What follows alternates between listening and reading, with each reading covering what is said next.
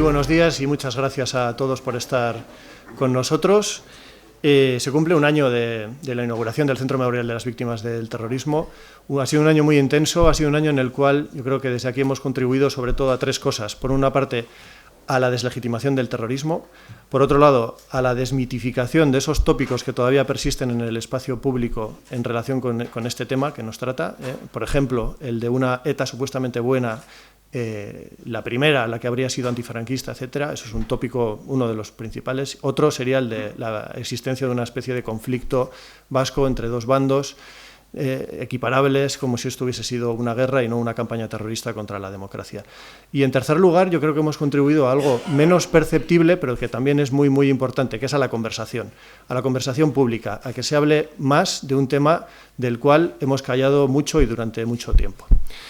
Urte bat bete da, terrorismoaren biktimen oroimenerako zentroa ireki zenetik. Urte honetan, memorialak terrorismoari zilegitasuna kentzeko lagundu du. Memorialaren presentziarekin Euskadin eta Nafarroan terrorismoaren gai zail honi buruz gehiago hitz egiten da. Gune honetan, terrorismo mota guztiak lantzen dira, eta memorialaren eskutik, historiaren eta memoriaren eskutik, biktimak errelatoaren bihotzean jarri ditugu. Gaur, erakusketa berri bat irekitzen dugu, gorrotoaren pegatinak, eta horrela, ekimen desberdinekin, mantentzen dugu memoriala bizirik, gure helburuak lortzeko eta batez ere terrorismoaren deslegitimaziorako. En este año han venido unas 30.000 personas a visitar el memorial. A ellas hay que sumar otras 20.000 personas que han visto nuestras exposiciones temporales, que las que hemos hecho fuera de este espacio, ¿no? en diferentes puntos de toda España.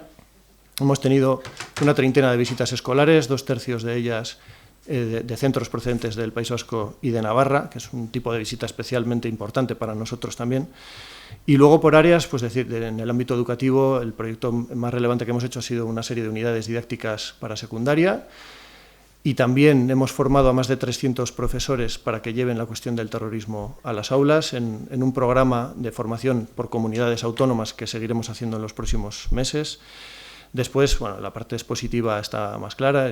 Esta es la sede principal y en la cual, aparte de la exposición permanente, pues cada 2 meses, cada mes y medio procuramos poner muestras como la que hoy también presentamos, la de Fernando, Pegatinas del odio.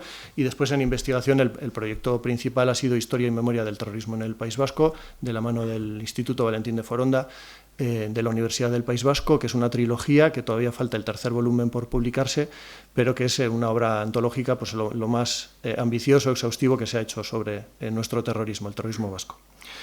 Yo creo que fue muy importante que antes de abrir el memorial hiciésemos visitas para más de 350 personas, representantes de diferentes ámbitos de la vida pública vasca. Había intelectuales, había representantes institucionales, había víctimas, por supuesto, había profesionales, historiadores, etcétera, que nos ayudaron, que lo abrimos para que nos echasen una mano y que nos ayudaron a sentirlo como propio y también a corregir ciertas cosas, etcétera, ¿no? De tal modo que cuando abrimos, pues bueno, esto ya era más conocido. Después, en esos principios que nos guiaban, por una parte, combinar la historia y la memoria, es decir, la información y la emoción a partes iguales, y después hacer pedagogía democrática poniendo a las víctimas en el centro del relato, ¿no?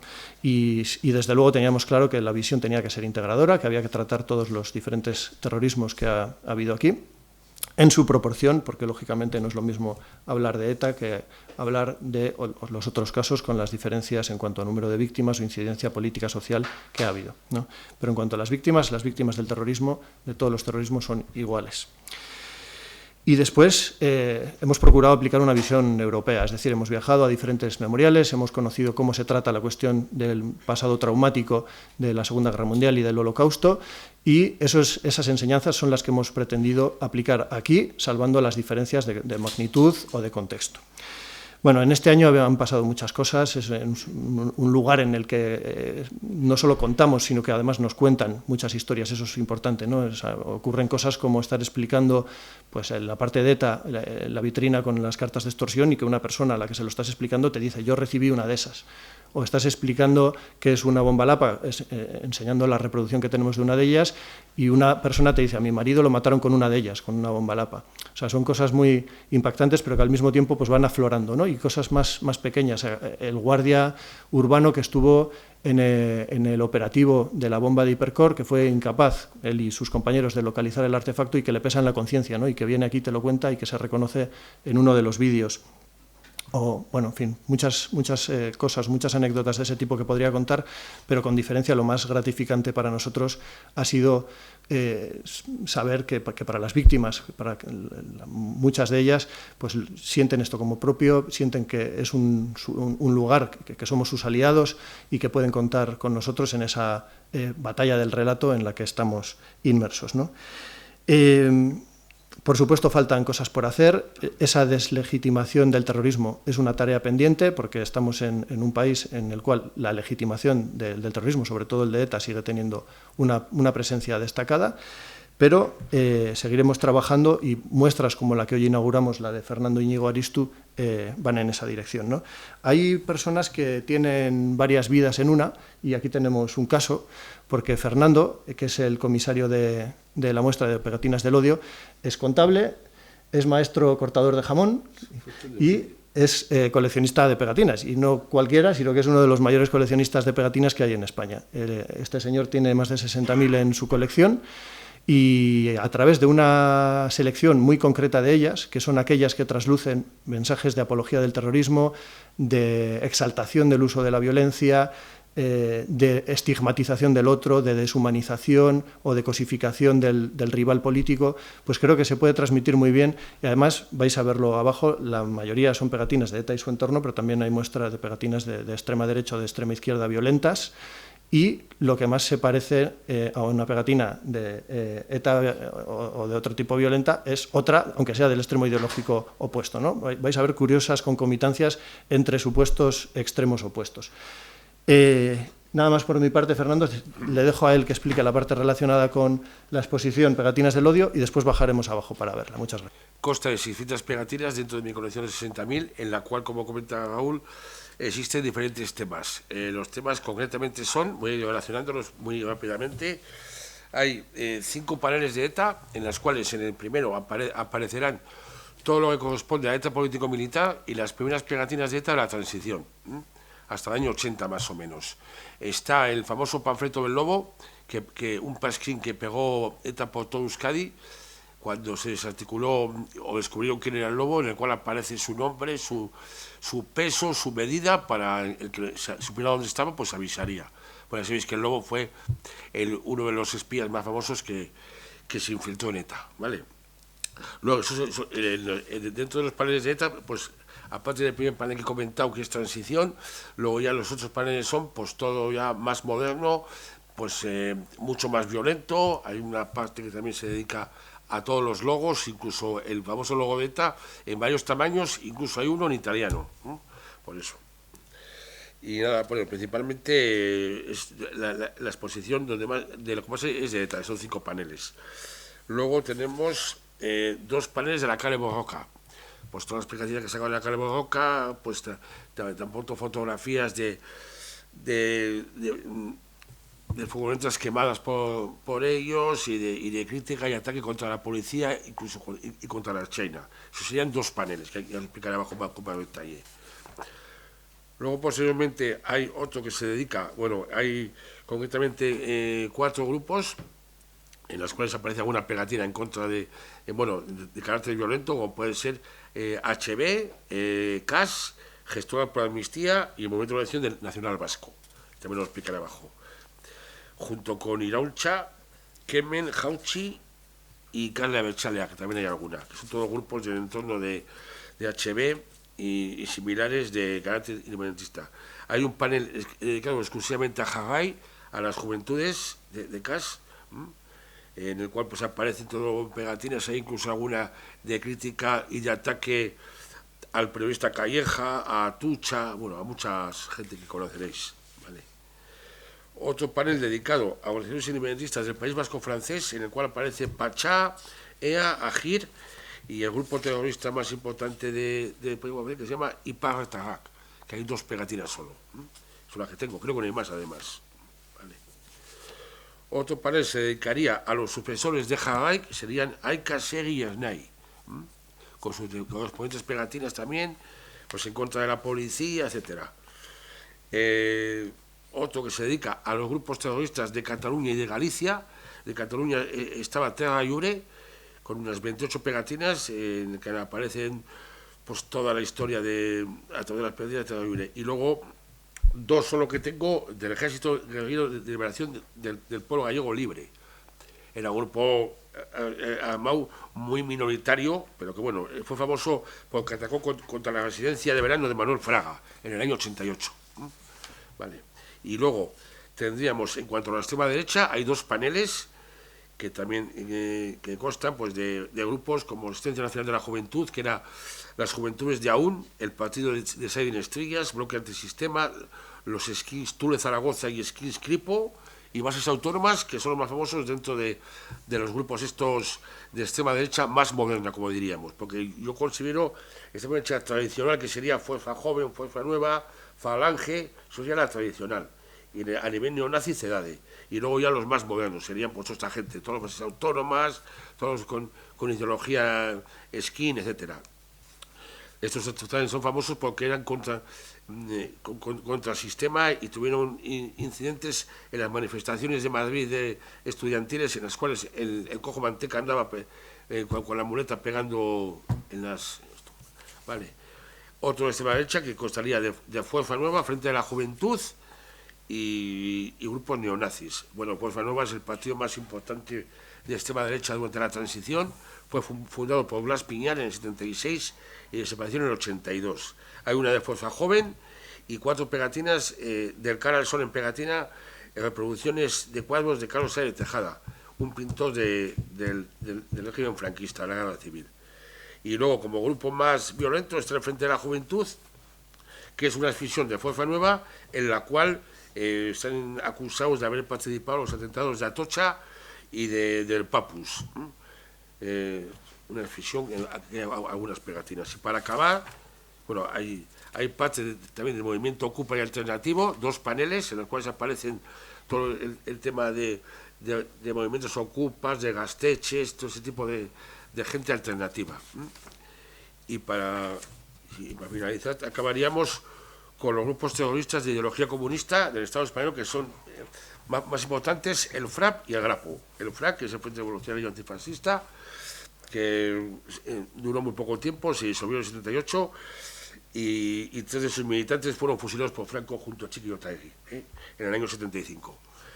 Son, teóricamente, el brazo armado del Partido Comunista de España marxista-leninista. Y el GRAPO, pues que hasta hace poco ha existido, pues, es famoso por el secuestro de Villascusa y Oriol en la transición, y el último secuestro de Publio Cordón. Y hay también una selección de pegatinas del GRAPO, que se considera el brazo armado del Partido Comunista de España en el constituido. Y eso es un poco todo no sé si será corto, poco o mucho, pero yo creo que está bastante... Cuéntanos un poco, Fernando, qué ha sido para ti coleccionar las pegatinas y por qué lo haces. Hombre, yo principalmente, a mí me ha gustado la historia, de hecho soy historiador, aunque nunca he ejercido, más que en el tema este. Me he dedicado a otro tipo de oficios, como os he contado antes, porque me ha interesado y si nunca me han mandado por dar clases ni nada de eso. Y bueno, yo empecé, como he comentado, en el año 75, cuando murió Franco. De hecho, el día que murió Franco es mi cumpleaños, el 20 de noviembre, y empecé, pues, vi una pegatina de Juan Carlos I, rey de España, que fue la primera que salió, prácticamente, y bueno, pues esto, y empecé a coger. Y entonces, en aquella época, pues toda la gente de mi generación, de bachillerato, de BUP, entonces llamaba, pues cogíamos pegatinas, pegábamos aquí, o los blogs, o las paredes, pues de SB, de ella, de mucha gente, de Fuerza Nueva, y bueno, en vez de pegarlas en las paredes o en la solapa o en un blog, pues empecé a guardarlas. Ya me gustaba más, y consideré que era un documento histórico que a futuro iba a ser muy importante, tanto a nivel de archivo como puede ser un libro o cualquier cosa, porque de hecho, claro, aquella época era la época buena. El que ha empezado a coleccionar posteriormente lo tiene peor, porque ha habido mucho menos. Ten en cuenta que aquello podían salir en 1 de mayo en el año 78 en Madrid, podían coger 400 pegatinas en un solo día, de todos los sindicatos o cualquier manifestación. O sea, en el Aldeas de Laguna, Pues, por ejemplo, pues ahora solo hay una, la del PNV, la de las DERDI, pero entonces igual había 20 o 30. De ETA también salían un montón, o sea que era el medio de expresión más importante. De hecho, se cobraban, con curiosidad, o se cobraban o daban la voluntad. Por ejemplo, la extrema derecha siempre las cobraba. Valían 10 pesetas cada ejemplar, era una pasta, en el año 80. Ibas a Madrid, había un tío que se llamaba Ibáñez, que tenía un chiringuito arriba con una imprenta pequeñaja y las fabricaba él, todas, para todo el mundo. Tenía una mesa como de aquí hasta allá, las pesetas en fila y tú ibas cogiendo. Había pasadas por taquilla a 10 pesetas cada una, multiplicabas y a poner. O sea, y se hacía para todo el mundo, para Fuerza Nueva, Frente de la Juventud, para todo el mundo.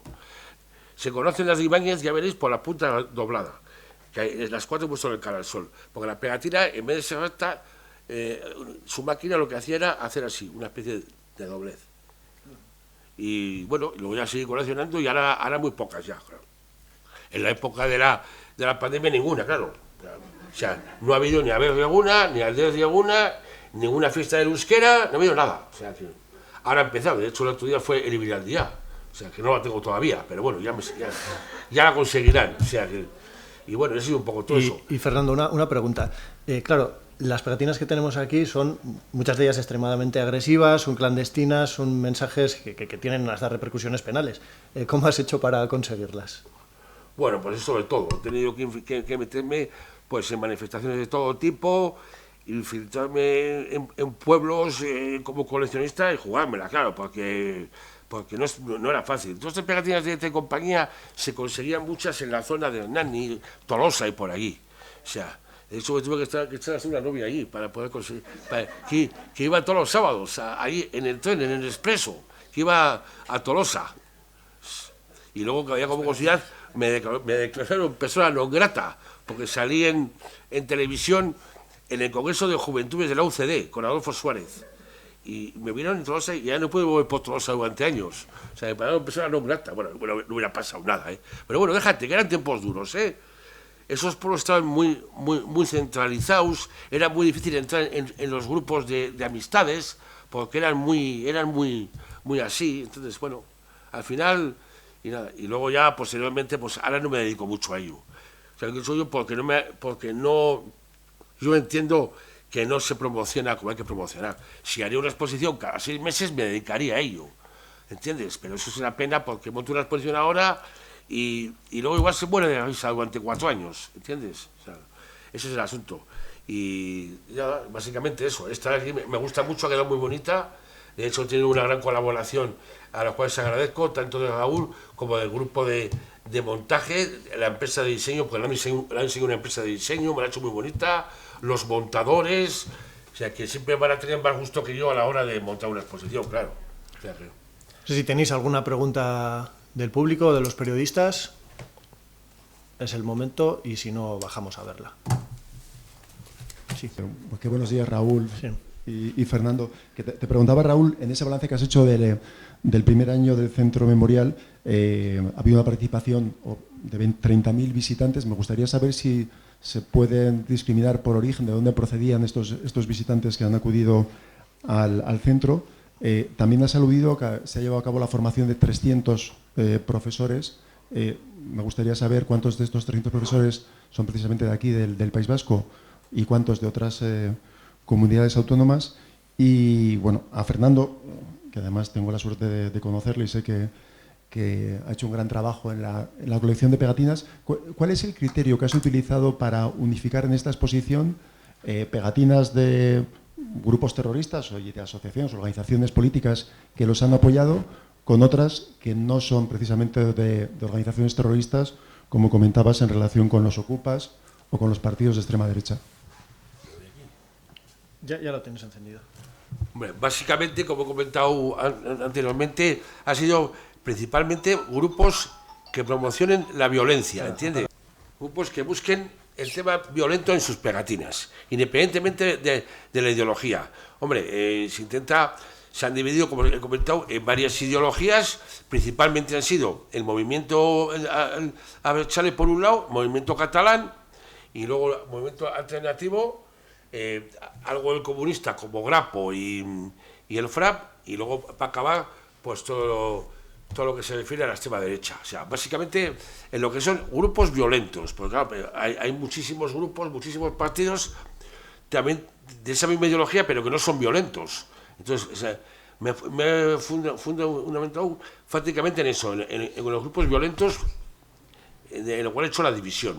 Que claro, principalmente en los grupos violentos de Euskadi, más que nada, pero también, como se comentó, luego veréis, hay de extrema derecha y hay otra serie de grupos que han ejercido que algunos se me habrán pasado. Por ejemplo, de Leve Paya no tengo ninguna, ni he conseguido nunca, que era el grupo independentista de Canarias, de Cubillo, pero esa nunca he llegado a conseguir. Tengo una del partido que lo patrocinaba como se diría, pero no tengo ninguna como tal del Leve Paya, ni del Batallón Vasco Español, ni de la AAA, eso no tengo nada, que creo que no habrá, ¿eh? No creo que la AAA se dedique a hacer pegatinas, o sea, ¿verdad? Eso es un poco todo, sí. Vale. De los 30.000 visitantes que hemos tenido aquí, que ya digo que habría que sumarle 20.000 a las exposiciones temporales de fuera, de los 30.000 de aquí la mitad habrán sido vascos y navarros, y después madrileños, catalanes, andaluces, más o menos por ese orden. Bueno, hay que sumarle pues un 5% de visitantes extranjeros, sí, de todas partes de España, vamos. Y luego, en cuanto a los profesores que me preguntabas, claro, son 300, nosotros lo hemos hecho en colaboración con diferentes consejerías de educación, porque al final la competencia de educación está transferida, pues con las autonomías.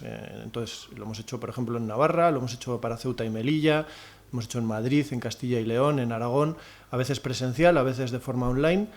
Ha sido una de las actividades más interesantes que hemos hecho, una formación que directamente dábamos nosotros, o sea, historiadores del memorial, más aliados, ¿no? Por ejemplo, algunas víctimas educadoras, como Cristina Cuesta, o personas que han contribuido a llevar el testimonio de las víctimas a las aulas, en este caso desde una perspectiva más institucional, ¿no? Como Paloma Pérez Cortijo, de la Dirección General de Víctimas del Ministerio del Interior, o Ricardo Arana, que en su momento con el gabinete de Pachi López pues fue uno de los responsables de coordinar ese programa de víctimas educadoras aquí. Ha habido también varios profesores vascos, lo que pasa es que eso lo hicimos en una jornada que la hicimos hace poco, aquí mismo, con 60 profesores de toda España, varios de ellos vascos, como digo.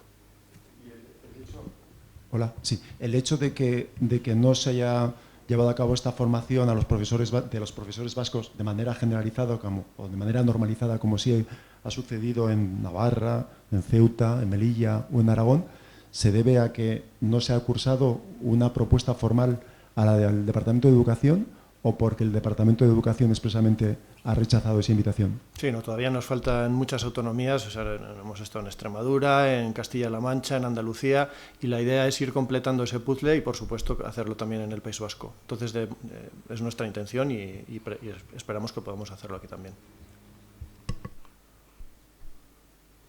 ¿Más preguntas? Vale, pues nada, nos vamos a ver la exposición. Muchas gracias.